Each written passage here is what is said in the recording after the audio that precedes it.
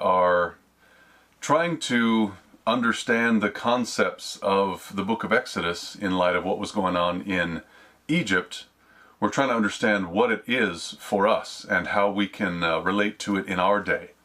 Some things are harder to apply, but I certainly think that the first few chapters have been expressing what it's like even here in this world today. And so we know that the Song of Moses and of the Lamb, as described in Revelation chapter 15, is going to be very applicable to the people at the end of time, because we're going to be like Moses and coming up out of Egypt.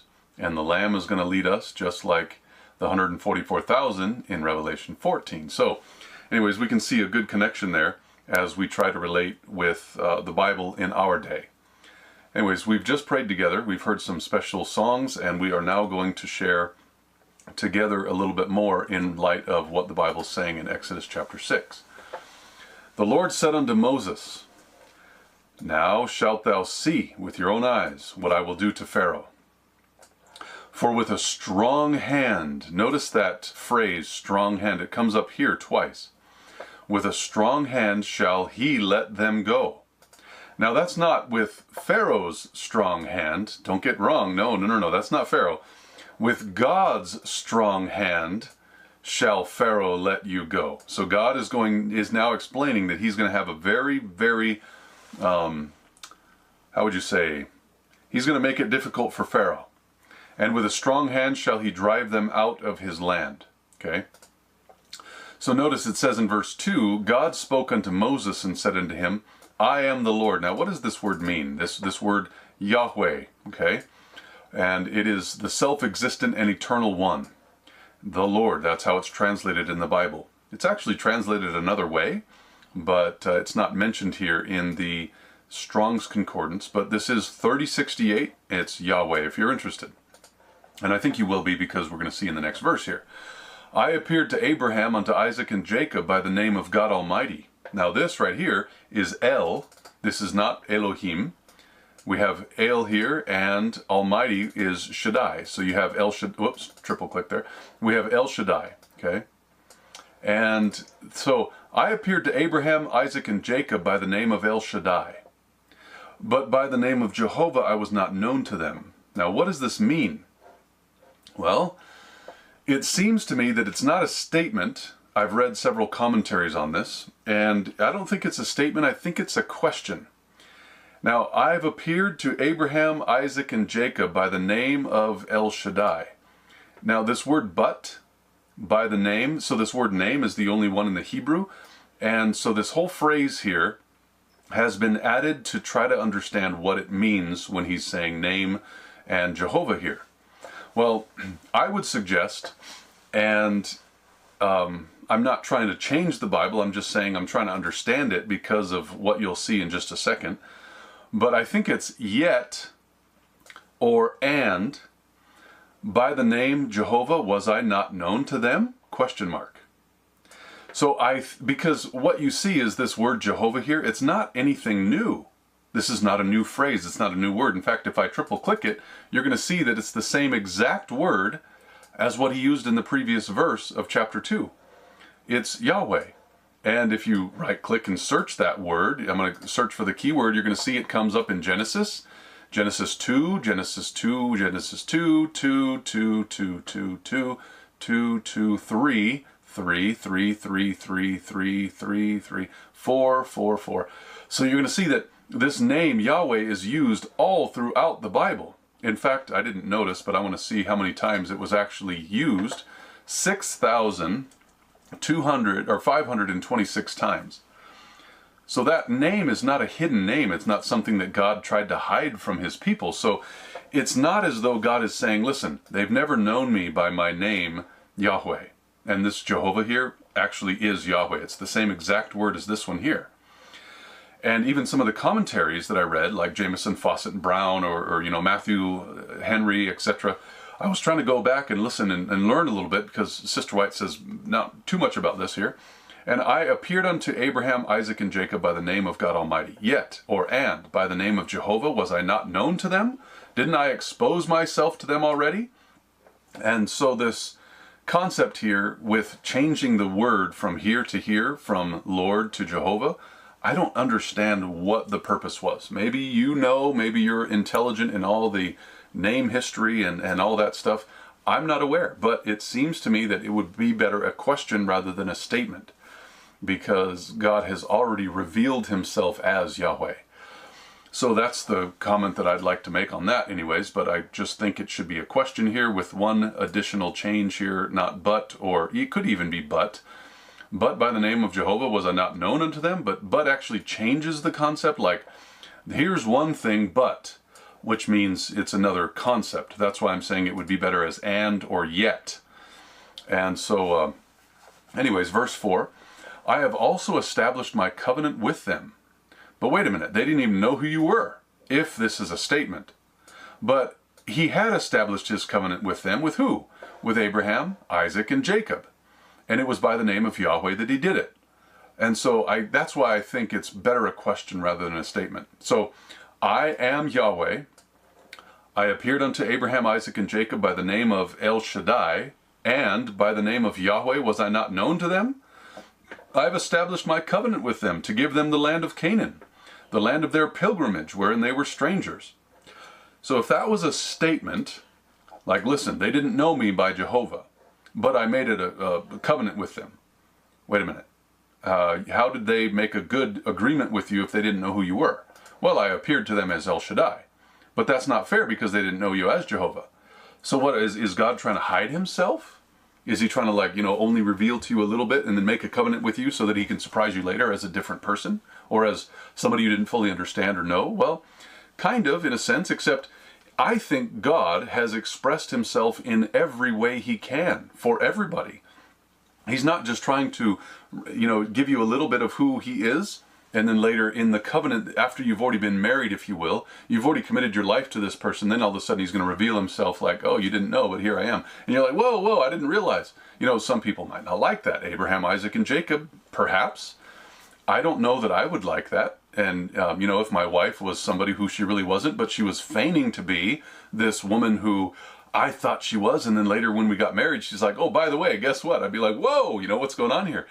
So this whole relationship scenario makes better sense if that statement in verse 2 is more of a question rather than a comment. So bear with me, that's the way I understand it, and you may disagree, which is fine, we can all grow. Sorry, it was in verse 3 that I was talking about, not verse 2. And so in verse 3, I appeared unto Abraham, Isaac, and Jacob by the name of God Almighty, yet by the name of Jehovah was I not known unto them. And I have also established my covenant with them to give them the land of Canaan, the land of their pilgrimage, wherein they were strangers. And I have also heard the groaning of the children of Israel. Who is Israel? Well, he's already stated here that he made an agreement, or appeared to Abraham, Isaac, and Jacob. Jacob actually is the one that is Israel. His name was changed after he was converted. And so I've heard the groaning of the children of Abraham, Isaac, Jacob, and who became Israel, and all of their grandchildren, right? Well, Abraham and Isaac's grandchildren. And of course, Israel had grandchildren too. That's the point, is they're all the children of that family line that I have been raising up through Abraham and Isaac and Jacob. I've heard their groanings, whom the Egyptians keep in bondage. I have remembered my covenant with them, not only as El Shaddai, but also as Yahweh, how he appeared to them, if it's a question. So then in verse 6, wherefore say unto the children of Israel, I am the Lord, which is, of course, that same number, same phrase, Yahweh. And they're going to be like, wait a minute, we don't even know who Yahweh is. Well, yes, they do. They do know who Yahweh is if it's a question in verse 3. Because they knew about this God that Abraham, Isaac, and Jacob used to worship, but they had forgotten for over 430 years now. Remember, this is a group that have been enslaved. They don't get every weekend off, okay? They don't get the foods that they want to eat. They don't get to wear the kind of modest apparel that God has called them to.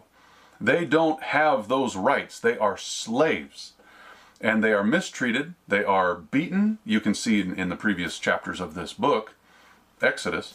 And so this group that God is calling my people, this group of people coming up out of Egypt, they don't worship the right way, they don't dress the right way, they don't eat the right way, they don't even know really who this God is. They don't have his law, they don't have a sanctuary message, they don't have anything, but they are called my people. That's amazing. So I think at the end of time, when God says, come out of her, my people, who are those my people? What will they look like? Are they going to look like those folk that don't have the right day? They don't have the right dress. They don't have the right diet. They don't have the sanctuary message. They don't know the 10 Commandments. They don't know anything about God. But they are my people. Come out of her, my people. And that's making better sense to me now. In fact, I have quite a joy since learning that concept about the idea of Gentiles coming out of the world into the truth, because they're going to learn in months what others took years to learn. And these people are going to be radically transformed. And the reason why it's exciting to me is because that's how it was in my life.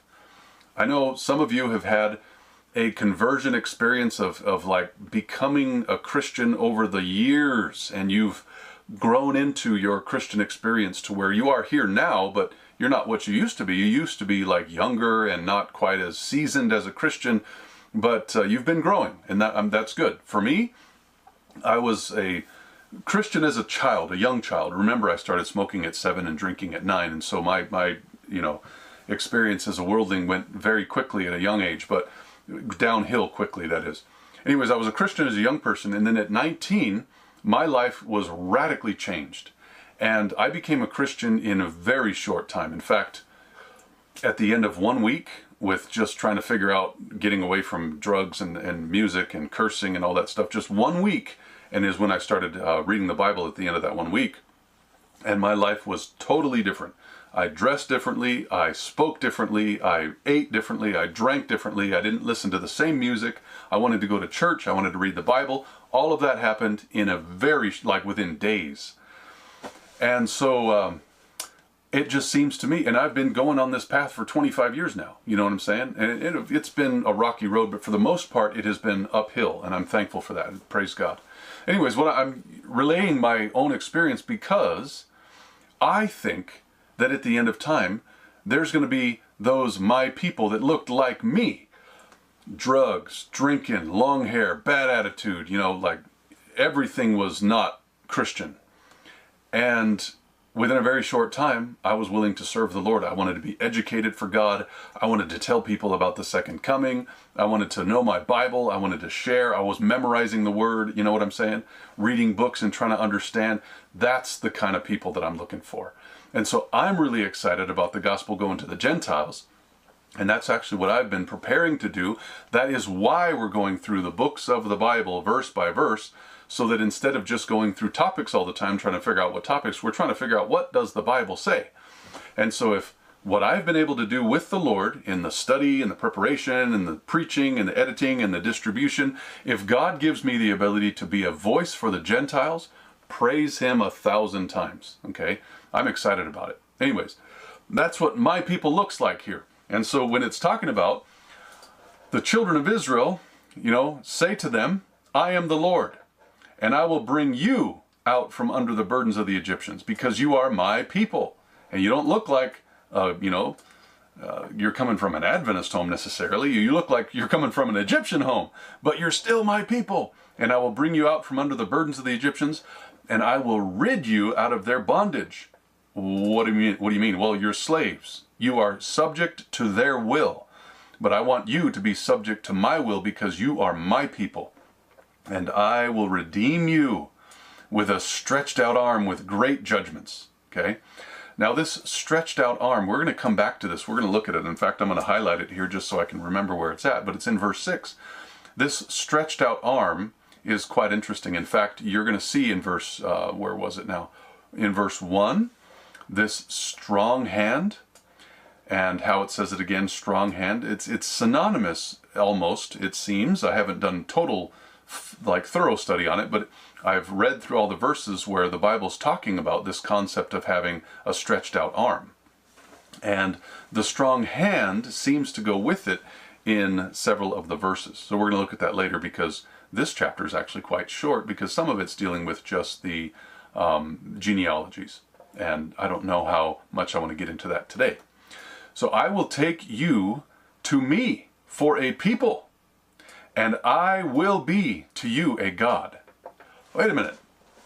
We're not your people right now because I will, future tense, take you for me as a people. And you're not our God right now because I will be to you a God. So wait a minute. We're talking about people that are called my people from the mouth of God. And those my people don't have a God. Not him anyways. They probably have other gods in their ignorance and their generations of being slaves. I know how quickly it is and how easy it is to have a family that has been a really religious, conservative family, to have a child that is not as conservative and, a little bit loose in their standards, etc. And they have a child who's like way less, willing to uphold the standard that the grandparents held. And then they have children and it's like they're just totally not even interested in Christ at all. I've seen that several times in the generations of those people that I've been pastor of many times over many years. So you can see that, if the generational digression, if you will, in your commitment to God can be very, very apparent, very rapid.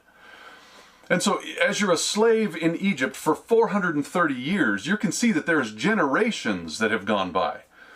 And I'm not of the mind that the first group that came in had children that were more religious toward the one true God than they were, who had children that were more religious toward the one true God than even their grandparents were. I don't believe that at all. I think they were probably oppressed, and the depression of their spirituality went down and down, or the depression grew rather, and they were void of the religious experience almost entirely after 430 years.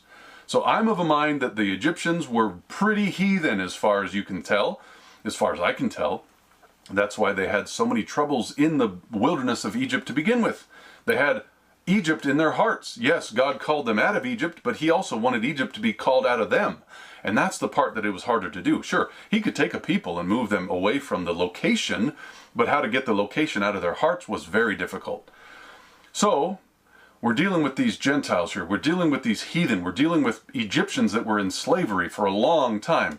And God is going to have to use a stretched out arm. He's going to have to use a strong hand to pull them out. And I'm telling you, I think when the Gentiles come into the gospel at the end of time, when the latter rain actually falls in full, and we're seeing little bits here and there. I don't believe this is it. We're going to see a major, major falling of doctrine, teaching, truth. And we're going to see conversions. We're told in the writings of Sister White that it's going to be 10 times more powerful at the end of time in the latter rain compared to what it was in the early rain. Now think about that. If you have 3,000 souls converted in a day in the book of Acts, then times 10, you're going to have 30,000 converted in a day at the end of time, if it's 10 times more powerful. That's what I'm looking for, friends. I'm really excited about that. So, if you can't tell, I'm talking about it way too much here. Anyways, I will take you to me for a people, and I will be to you a God. Because I'm not yet, you're not my people yet, I'm not your God yet. And you shall, future tense, know, because you don't know yet, you shall know that I am the Lord your God, which brings, current tense, brings you out from under the burdens of the Egyptians. Either bringeth or past tense, whichever it does, I'm not sure exactly how that goes. But bringeth is probably past tense. You will know in the future I am your God. You will know in the future that I'm the one that did bring you out of Egypt from the burden of the Egyptians. I will, future tense, bring you into the land, because you're not there yet. You don't have safety. You're not saved from the heathen influences. And they never did, by the way, save themselves from the heathen influences, because if you read the book of Judges, God had told the children of Israel that they're supposed to, under the dictates of Joshua now, the direction of Joshua, they're to be taken into the land of Canaan, and they're supposed to wipe out everybody, okay? That's like the beginning of that book. And what happens is, this is Numbers and, did I say Judges? Did I mean Numbers? I think it's Numbers, sorry. When you go into Numbers, you can see that there's this whole move of Joshua going to go and destroy the heathen that are in the land. God was going to send hornets, but because the children of Israel had Egypt in their hearts, and God wasn't really able to work with them as he was supposed to be able to, like for example in chapter 13, I think it is of Numbers, 12 or 13, I think it's 13, where you have God saying to the children of Israel, I want 12 of you to go into the land of Canaan. I want you to look around and see, like, is it a good land? Or who's there? Can we take the cities? Can we jump the walls? What is it like? Well, 10 of them came back and said, oh, no, we can't do this at all. No way. These people are giants. We're like grasshoppers. They're going to eat us. And there's 2 of them, Caleb and Joshua. They're like, wait a minute, we can take it. God said we could. He just wanted us to go and look to, be sure we can be prepared. God said we can do it. Let's go. They're like, stone them. They didn't want them to be able to have a voice because there were only 2 compared to the 10. Right? So this whole concept was going on in the hearts of my people. Okay? For many years now, they were supposed to have been purged of that wickedness, the heathen experience, the disbelief. But no, they were just as heathen 40 years later as they were, 40 years before. And so God is trying to deal with these people like, what do I do? So what happens? Wait a minute, I got the 40-year thing wrong, because that's when they went 40 years into the wilderness. So sorry, I mixed that one up. But so God is dealing with these kind of people. And I just take the 40 years, move it on the other side, and you'll know what I'm. So the whole concept here, I'll bring you into the land concerning the which I swear to give you, or give it to Abraham, Isaac, and Jacob. I will give it to you for a heritage. I am the Lord. So this land is not something that they have yet. They're not delivered from their enemies. They don't have a God yet. He is not one that is the leader of them as his people. So this whole verses 7 and 8 shows these people are not committed to the one true God of the Bible, but God is calling them out to be. So Moses spake unto the children of Israel, but notice, they hearkened not unto Moses. Why? Because of their current experience, their anguish of spirit, and for cruel bondage. Now, what is this anguish of spirit? Let's go ahead and triple click that. The shortness of spirit. They didn't have, or their impatience. They didn't have the ability to endure the thought that God will do this. They want it now. They're a fast food nation, okay? They don't want to wait around. I will do this. You will be my... No. We see right now the cruel bondage that we're currently in, and we don't have belief, Moses. We don't want to listen to you because we can't see it right now. I mean, do you feel like you're in that kind of society these days? Fast food society? If you don't see it right now, if you're not going to be able to drive after you've said you want it and just wait a few seconds where you hand in the cash and you get what you asked for, then it doesn't exist. And why isn't it here yet? So God had promised through his word to these children, my people, hey, I'm going to do this for you. It's going to be amazing. You're going to be given a great land, and it's going to be way different than what you have. No, we don't believe it. We don't believe it. Look at the bondage that we're in right now. Wait a minute, didn't I just tell you that this is going to happen? No, but look at what we're in right now. And so that's who God is dealing with. This is the people that have been like this, and they will be like this for a long time. These are my people, okay? That's incredible, because we're supposed to be preparing like as the 144,000 for translation, and that means you're supposed to be willing to follow the Lamb whithersoever he goes. And I get that, it's going to happen. But I'm telling you, it's going to be very difficult for a lot of people because we still have Egypt within our hearts. That's where the problem is. It's not that the promises of God are bad. Absolutely not. Read the book of Hebrews. It was the children of Israel that had the problem, not God's promises. So here you can see that whole concept of what Hebrews chapter 8 is talking about. It was the children of Israel that were bad, not God's promises. And so here that's what's happening. God promises, you're going to be my people. I'm going to take you out of Egypt. You're not going to be in bondage. I'm going to give you a good land. And they're like, woe is me. Look at all the bondage around us. Look at all the slavery that we're in. And so we can know and understand that this cruel bondage could have that same kind of effect on you and me. Why do I say that? Well, because God has promised us that we are going to be taken from this heathen land into the land of Canaan. Yes, God can move us from here to there. He will be our God. We will have the spiritual land of Canaan. But we're going to be in cruel bondage. What does that mean? Well, you won't be able to buy. You won't be able to sell. You won't be able to go down to the nearest grocery store and buy those things that you think you need for that week. Oh no. Unless you have something planted in the ground and preparing, as we know and we try to do, here I've told you my experience before. The deer, I mean, okay, we don't have the most amazing soil in the world, being here in Central California. You can grow like oak trees and stuff, but you don't really grow a great garden unless you know better than I do. Okay, I'm just saying. I have a black thumb instead of a green one. And so here we had all the deer eat everything that we tried to grow, and except that little tiny area where they couldn't get in. Otherwise, like, everything is wiped out. But so if you're not able to grow and do the things that God has asked you to do, then you're going to have a really difficult time trying to go to the local grocery store and buy yourself some foods. And so you're going to go through that cruel bondage. Now, what will it be like for you? Will you be able to say, like Joshua and Caleb, no, no, no, no, God said we can get through this. We can make it. God told us we could with his own words. Or are you going to be like the majority, which is 10 out of 12, and that 10, which is like what, 5/6 of the group? They're able to say, no, no, no, no, God is not able to. No, we can't do this. This is wrong. We're stuck here. They're going to kill us. And they're like the same Egyptians back in the day that God was trying to pull up out of Egypt. If that's the case, that they were like that and we could potentially be like that, how should we be preparing? I really don't know. I mean, I don't have a good answer at the beginning, but I will tell you the best preparation that I can think of, and I think this is probably one of the best answers that I will be able to come up with, is if we are studying the Bible and praying every single day, that our lives are transformed into the image and character of our Father which is in heaven, demonstrated by his Son 2,000 years ago, and enabling us by the Spirit of his Son that the Father has sent. If we're able to enter into that kind of relationship, then we will have the same spirit that Joshua and Caleb had. We will have the same spirit that God wants us to have, like what his Son had when he went through cruel bondage, and he didn't act like the children of Israel. He acted like the Son of God.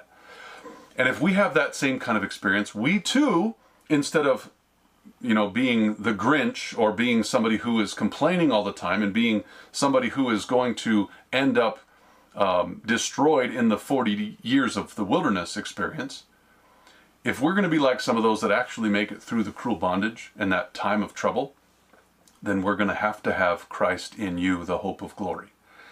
And so, yeah, I think that is something the Lord has directed my mind to be able to say. That cruel bondage is coming, and believe you me, it's going to be difficult. Now, are you going to be the ones that are willing to hearken unto the prophets? Or are you going to be those that hearken not unto the prophets? Now, what do the prophets do? The prophets speak the words of God. Moses was a prophet. And if we are stuck in this whole situation where we have been told by God's prophets, I'm going to get you through this, and we start not listening to God's prophets for anguish of spirit and cruel bondage, then we are just like the children of Israel, right? So listen, this is very fitting for us in this our day. What about verse 10? The Lord spake unto Moses, saying, Go in, speak unto Pharaoh, king of Egypt. Wait a minute. Whoa, whoa, whoa. The Lord said to Moses, I want you to go in to speak to Pharaoh? Okay, so let's just say, which would be more powerful, influential, and believable? If God actually left the throne of heaven and came down himself to stand right before Pharaoh and say, I want you to let my people go. Like, I mean, of course he would have to clothe himself somehow or else he would destroy the entire world. I get that. But what if God did that? Why did he say to his servant Moses, I want you to go and speak to Pharaoh? Moses could have been like, well, why don't you go? That would have more influence than me going. Well, this is because this is how God works. God uses others to do his will. God uses his Son, God uses angels, God uses prophets, God uses you. And so that's what's happening here. God is using his agents, his tools, his channels, whereby to send his spirit or his words. Because even Jesus said, my words are spirit and they are life, right? So notice what it says in verse 11. Go in and speak to Pharaoh, king of Egypt, that he let the children of Israel go out of his land.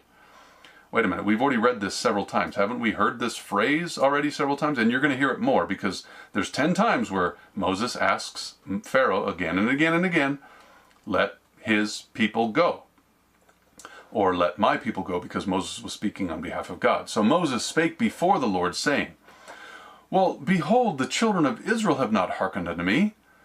How is it then that Pharaoh will hear me, who is not even a Christian? He's uncircumcised. And, if he's referring to himself, then I'm the one that can't even speak Egyptian very well anymore because I've been in the wilderness for 40 years.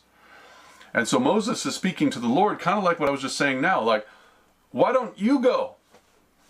And the Lord's like, nope, I want you to go. You're my representative. Remember, I'm going to make you God before Pharaoh. That actually comes in chapter 7. But he said that earlier when he was saying, I'm going to make you a God to Aaron, and Aaron will be your prophet. Remember that? Well, there's a similar situation that comes up in chapter 7, where God actually says he's going to make Moses as God to Pharaoh. And so instead of God coming down to Pharaoh, God is sending Moses to Pharaoh, because Moses is going to be a representative of God to Pharaoh. And so it's humans working with humans. God doesn't send himself down here every time he wants to win a soul. He doesn't send himself down here every time he wants to call somebody out of Egypt. He doesn't send himself down here every time he wants to make a plague or send some kind of miracle. God doesn't do that. He uses his agents. And so we can see here in this situation, Moses is like, the children of Israel aren't listening to me. And how should I be able to go into Pharaoh? He's not going to listen to me if they even won't. Why don't you go? And of course, that's not how God works. And so you are a representative, me. We are representatives of God. And so when you go to your neighbor, you're going there on behalf of God. When you speak to that person that you meet somewhere, like maybe at the store or at the gas station or just taking a walk or, whatever, you are a representative of God. God could show up himself in some other way to this person, but he has chosen to use you. And that's why we are now part of this ministry that God has set up. We're part of his kingdom. We are representatives of his. And therefore, that's why we're called to enter into that ministry of reconciliation, as it says in 2 Corinthians chapter 5. So here, the children of Israel aren't listening to me. How is Pharaoh going to hear me? It says in verse 13, the Lord spake unto Moses and unto Aaron. So now both of them this time, and gave them a charge unto the children of Israel. Like, listen, the Lord said, hey, Moses, I want you to do this. Moses said, no, they're not going to listen to me, both the children of Israel, neither Pharaoh. So now the Lord speaks not just to Moses, but he wants Aaron there too. And he gave them a charge unto the children of Israel and unto Pharaoh, king of Egypt, to bring the children of Israel up out of Egypt. So Moses wasn't listening, and so God went to Moses and Aaron. Now, why did he do that? Well, very often the Lord would have times where he would send his ministers out. And we're told, not only in the Bible, chapter 10 of Luke, for example, and also I think it's Matthew 10, you can find that they went out 2 and 2. Well, he also sent out the 70, 2 and 2.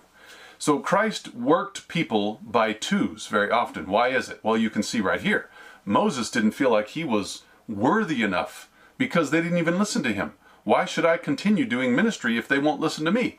Well, God was merciful in this situation, bringing Moses and Aaron together and giving them both the charge to go and do this instead of just Moses.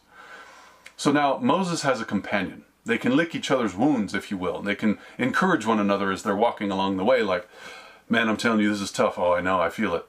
But, I'll tell you, one time I was a pastor in Michigan, and I had a really hard week, a very, very difficult week. And I had a ride home from a pastor friend of mine. He drove me to my home because one of the things is my car had been wrecked and a bicycle had been stolen, and I don't remember what else had happened, but there was several things that had gone on, and I just was a little bit down, because here I am, one of the children of Israel. Oh, Lord, have mercy. Right? So my car and my bike were gone. Big deal. And so, but anyways, because I'm human and I'm, just like everybody else, I was a little bit down. There was a few things that happened in the church probably as well. Anyways, my pastor friend drove me home. He was an older man, and I really liked him a lot. He pulled up and he says, how are you doing, Daniel? And I said, I've been having a struggle. This is what's going on. And he listened to me for, the minute of however long I shared. And then he turned around and he shared a few things that he was dealing with too, as a pastor in his own, parish just not a few minutes down the road. And I tell you, I gathered so much encouragement from his discouragement. I know it sounds weird, but it's a real thing. I even told him at the end, I said, man, you have encouraged me with your discouragement so much you have no idea. We're in this together. I feel great now. Thank you. We prayed together and I left way more happy than I was before. Why is this? Well, because two people had been able to interact in such a way where, like, you know, we're on the same ground. Moses and Aaron were the same way, like, man, this is tough. I know it's tough, but we can do this, right? Yeah, we can do this. All right, let's do this together. And so it was that kind of experience. There was another time I have a friend named David. He was, reading the book, The Desire of Ages. I had an interaction with my brother, which took me way down. My brother had left the Adventist church years ago, and so he was telling me why I shouldn't believe certain things. And by the time that discussion was done, I was just like way down and, oh no, I don't know what to do. I don't know what to believe. Where am I? Woe, Lord, woe's me. And when I met up with David again, he had just been reading The Desire of Ages, and he came out and he was like, man, I got to tell you, this book is amazing. Listen to what it says. You got to read this. And he read it to me, and it was like water that filled my cup. It was incredible. I just felt so much better as a result of just coming back together with that one that I was working with, because we were working 2 and 2 at the time. And so this Moses and Aaron thing, the two working together instead of Moses going and just being discouraged, like, who am I? What am I going to do? Now it's Moses and Aaron. And you can see maybe in your own experience where you've needed a friend and God has brought somebody and it's just made the experience so much better. Well, that's what's happening here in this experience, where now it's Moses and Aaron, and to them he gave a charge for the children of Israel and unto Pharaoh to bring the children of Israel up out of Egypt. Now, here's where we're going to skip through a little bit, because this is where you're going to learn about the sons of Reuben and the sons of Simeon, the sons of Gershon, the sons of, Kohath, Merari, Amram, Izhar, Korah. You're going to see like the sons of Elisheba and Korah. There's a lot of names here. So I'm going to start reading here. Let's see, right here in verse 26. These are that Aaron and Moses, to whom the Lord said, bring out the children of Israel from the land of Egypt according to their armies. These are they which spake to Pharaoh, king of Egypt, to bring out the children of Israel from Egypt. These are that Moses and Aaron. And so here in verse 26 and 27, Moses and Aaron, because Moses is the one that wrote this book, right, Exodus. It's Moses that is writing, like, these are the two guys. Really, God called these two guys together to bring out the children of Israel. And he just clarifies, like, these truly are Moses and Aaron. These are the real guys. This is them. And so I'm not sure exactly why he did that, but I think it is interesting that one of those questions I'm going to ask Moses when I get to meet him up in heaven, like, what did you mean there in Exodus 6? What was that all about? And he'll explain it way better than I will. But in verse 28, it came to pass on that day when the Lord spake unto Moses in the land of Egypt, that the Lord spake unto Moses, saying, I am the Lord. This is that same Yahweh, the same self-existent one that we've seen already in verse 2 and onward. Speak unto Pharaoh, king of Egypt, all that I say unto you. And Moses said before the Lord, behold, I am the one with uncircumcised lips.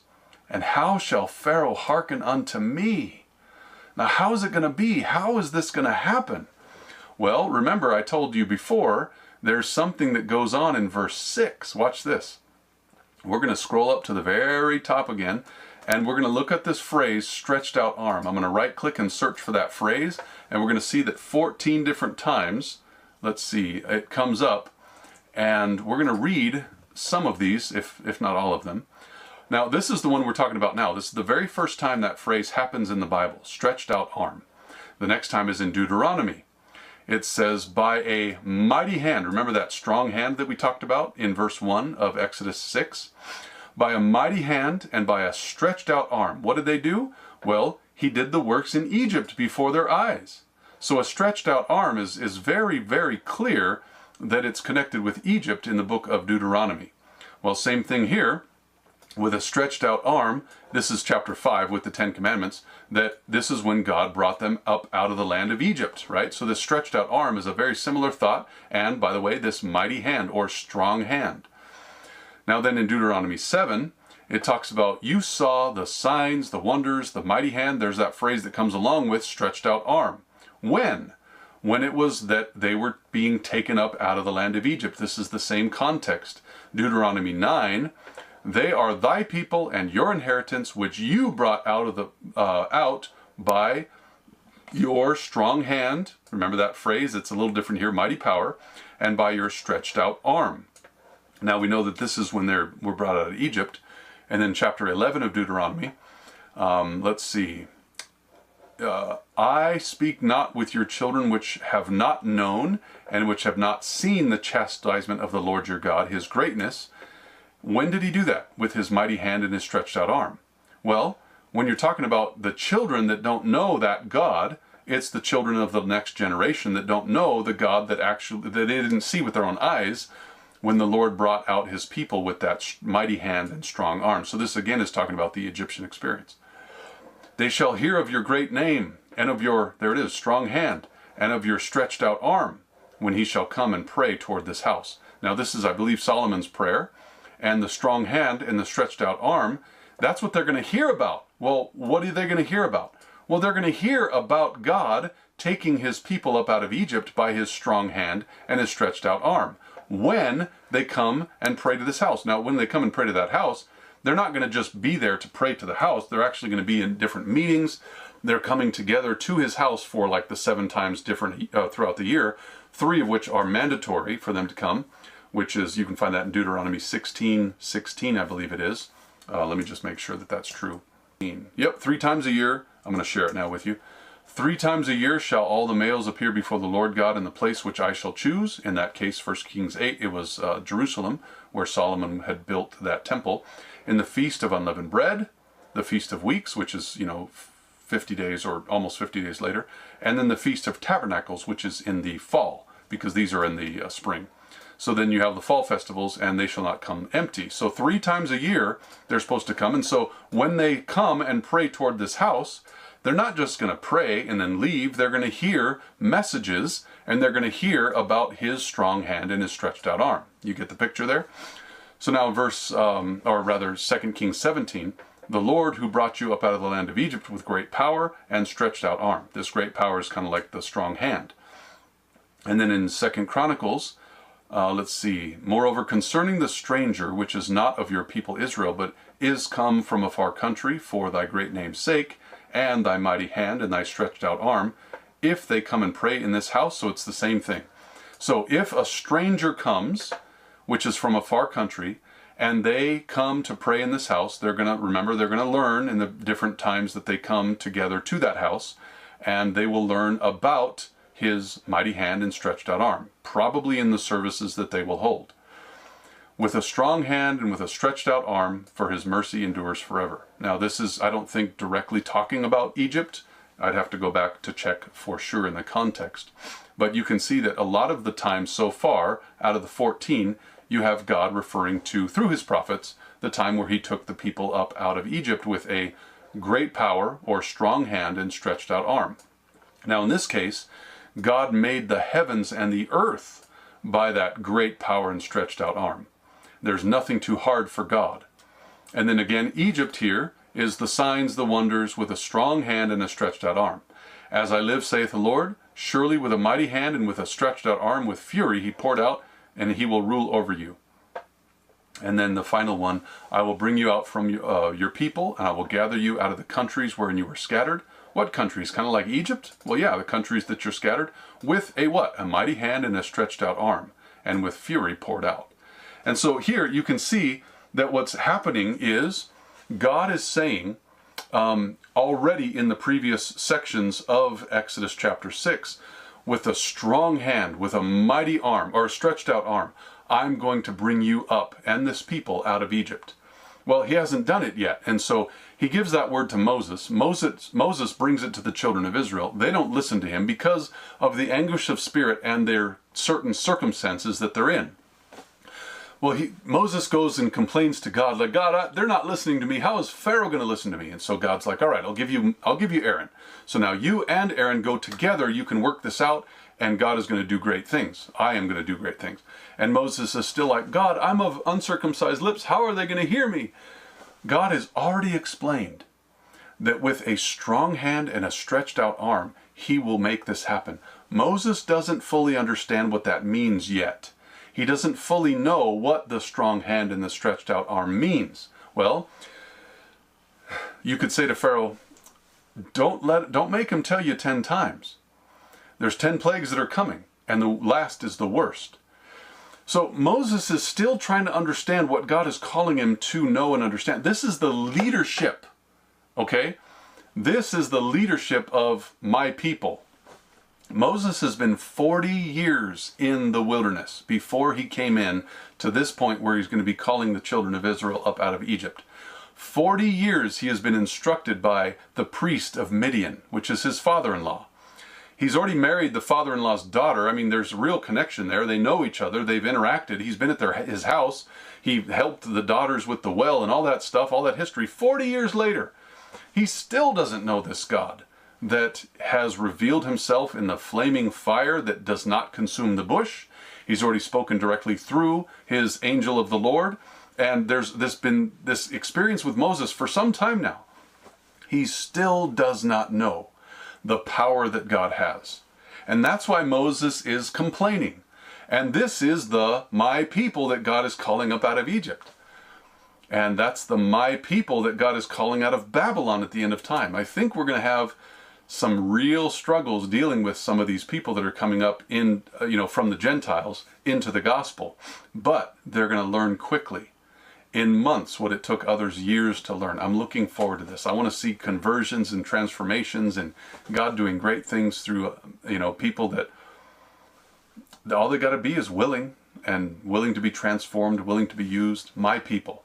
And my mind is growing with this my people thought the more I go through this these studies. So anyways, I want to be one of those my people, but I don't want to be one of those like Egyptian my people. I want to be one of those I've been walking with the Lord for a long time my people. And I want to be prepared for what God is calling me to do. I want to believe his words. I want to know him as the God that is the Lord that has taken his people up out of Egypt with a strong hand and a stretched out arm. I want to fully believe that God has done that and will do it again. I don't want to grouch and grimace about my experience because I'm of anguish of spirit and I have some difficult tasks around me. I want to look forward in faith and say God did it in the past and I know he's going to do it in the future. That's what I want to be. I want to be one of those tools. What about you? Do you want to be one of those children of Israel that's complaining and Moses not fully understanding? Or do you want to be one of those that's prepared and ready to say like Joshua and Caleb, we can do this. We can do it today. Let's do it right now. So may God have mercy on me. May God have mercy on you. May we be prepared like those Joshua and Calebs so that we can be ready to fight our battles that the Lord has placed before us, trusting in his word instead of complaining about it. Amen? Let's bow our heads and ask for God to have mercy on us as we continue living with him. Our Father in heaven, I ask that you'd please continue to lead and guide us, that as we want to be prepared for the services you have for us in the future. We do not know what those services are. You might call some of us to give our lives quickly. You might extend some time in prison for some of us. You might have some of us in the wilderness. You might have some of us standing up before judges and princes and kings and rulers. You might have some of us doing things that we are not aware of. But Lord, we want to be ready for that time. We want to be not like the complaining children of Israel because of their anguish of spirit and their current slavery and their bondage that they're going through. We don't want to be like Moses, who didn't fully understand who you were and wasn't really willing to say, yes, God, you're going to do this and I'm going to endure because I believe. He wasn't prepared. He didn't know. We should know now, and we pray that you'd help us to be able to be like that Joshua and Caleb representation, that they really felt like we could do this. God has spoken, let's go. And we know that that won't lead us into popularity, as it did not lead Joshua and Caleb into popularity. In fact, the group wanted to kill them. Help us to be faithful, even in those situations. We pray you would lead and guide us, that we can come up out of Egypt, that Egypt will come up out of us, that we can also come out of Babylon, and Babylon will come out of us. We want to be those people that are prepared, as the 144,000, to do your will, at the expense of whatever it costs here on this earth. We thank you so much, asking for your continued mercy. In Jesus' name, amen. Amen. Thank you, Pastor Daniel. Oh, you're welcome, Lisette. God bless you. It was a real blessing. Sorry, I had my camera off because I was still having breakfast. That's fine. But it was a blessing to hear that. And you know, when you say, when you talk about the my people, I think that is so important to keep in mind. And you know, before I came on with you, a while before I came on with you, I normally do like a Sabbath morning get together with Oksana and Rod and Arnetta and Annalise. Now Arnetta and Annalise stay close to me, and of course we know that the others stay in Nova Scotia. And we were actually reading Testimonies to the Church, Volume 5, Chapter 89, which is the character of God as revealed in Jesus. And, you know, it made me think of what we were reading this morning, that, you know, God has his people. He does have his people, and they are out there amongst the world. And it is going to be absolutely amazing to see who truly comes into the truth. Amen. So I'm looking forward to it too. Amen. Yeah, amen.